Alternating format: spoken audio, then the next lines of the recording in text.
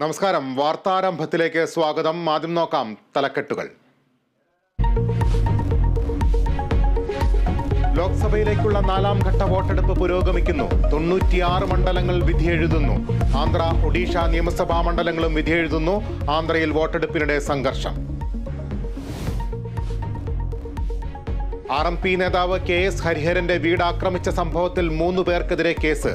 എറിഞ്ഞത് പടക്കമാകാമെന്ന നിഗമനത്തിൽ പോലീസ്. വീടിന് സമീപത്തെ CCTV കേന്ദ്രീകരിച്ച അന്വേഷണം. സ്ത്രീത്വത്തെ അപമാനിച്ചതിന് ഹരിഹരനെതിരെ കേസെടുത്തു.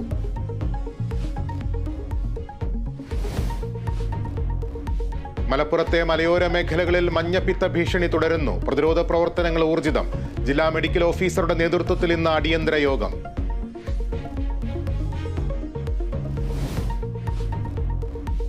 പാനൂർ വിഷ്ണുപ്രിയ കൊലക്കേസിൽ ശിക്ഷാവിധി ഇന്ന്. വിധി പറയുക തലശ്ശേരി അഡീഷണൽ ജില്ലാ സെഷൻസ് കോടതി. പ്രതി ശ്യാംജിത്തിന് പരമാവധി ശിക്ഷ നൽകണമെന്ന് പ്രോസിക്യൂഷൻ. പ്രായം കണക്കിലെടുത്ത് ഇളവ് നൽകണമെന്ന് പ്രതിഭാഗം.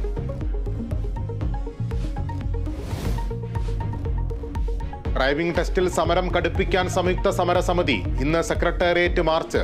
സർക്കുലർ പിൻവലിക്കുന്നതുവരെ സമരം തുടരും.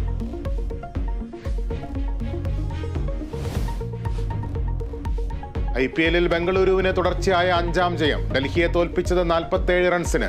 ഇന്ന് കൊൽക്കത്ത ഗുജറാത്ത് പോരാട്ടം.